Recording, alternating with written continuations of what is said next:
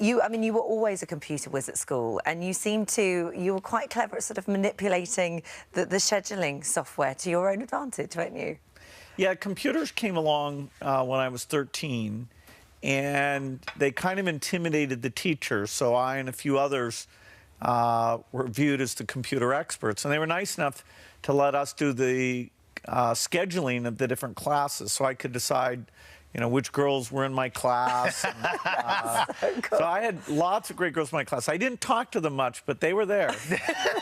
But I mean, you've started at a high point there. From then on, Bill, it's all downhill. Because if you're 13 years old and you're manipulating the girls in your class, that's like a dream.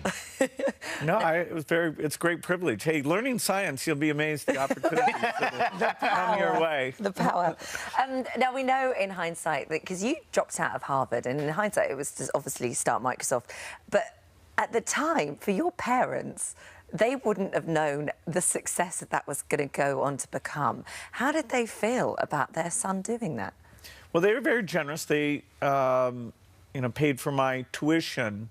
At the time, officially, I went on leave, and so, you know, if the company hadn't gone well, Harvard's very generous about letting people come back. So it really wasn't kind of a permanent thing. So you never so you were thinking at some point, I'll end up going back and finishing my I qualification? wasn't, but Your parents were hoping. If I'd been unrealistic and the business hadn't worked out, I could have.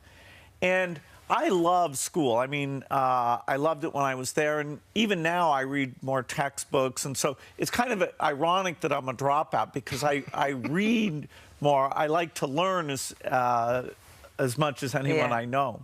Yeah. Your early days, you described yourself as a nightmare boss. Those are your words, not mine.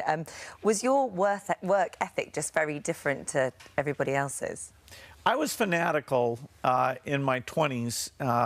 Helping Microsoft lead the way in software was the only thing that I really focused on. So, you know, I worked weekends, I didn't believe in vacation, and so I really pushed people to work hard. Did you? And I was still learning how to manage people, particularly the different skill sets, the sales people, the accounting people.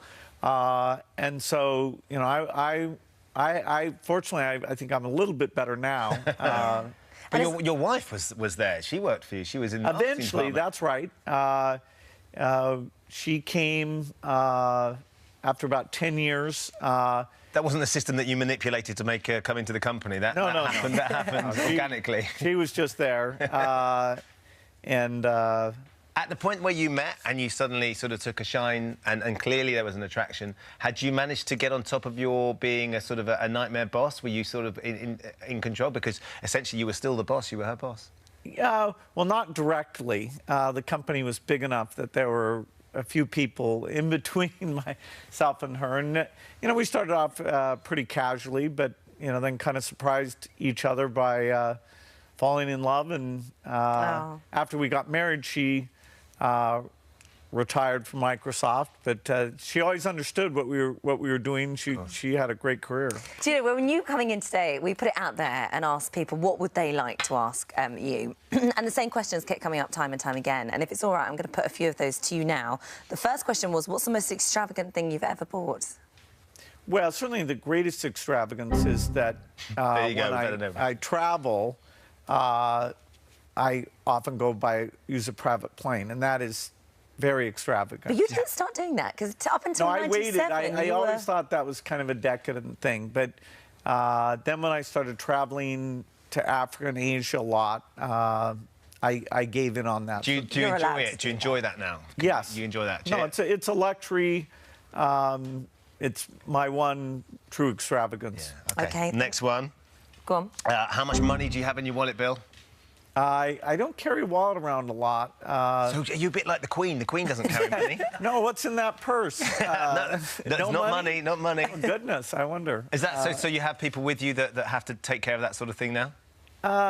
Well, when I'm going out, when I'm not doing a business trip, then I'll carry a wallet around that'll have a few $100s and some credit cards in it. Yeah. Pretty normal. Okay, next question. Do you ever wear the same thing twice? not without it getting washed. No. That's where Fair we differ enough. again, Bill. I recycle everything all the time.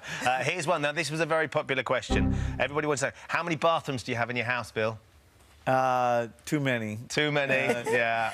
And finally, what do you want your family to buy you for Christmas?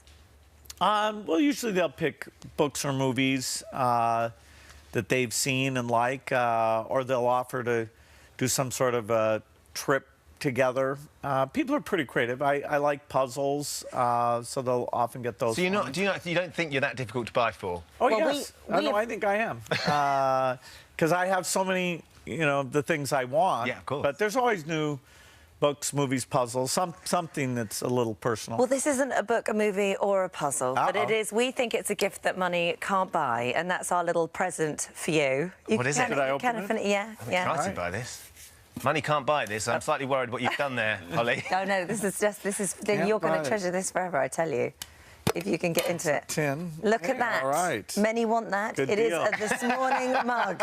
You can take that and enjoy that. That is it's hot. a gift. Money cannot buy that, Bill. All right. Not sure anyone would want to, but thank you so much for coming in. Yes. Yeah. It's been a treat to meet you. For more of the same, just click here. And you'd never had an Instagram account before or anything like that? No, I had never had an Instagram account. But you learned very quickly. I had to learn everything because, it was completely new to me. So I learned something new every day. Yeah.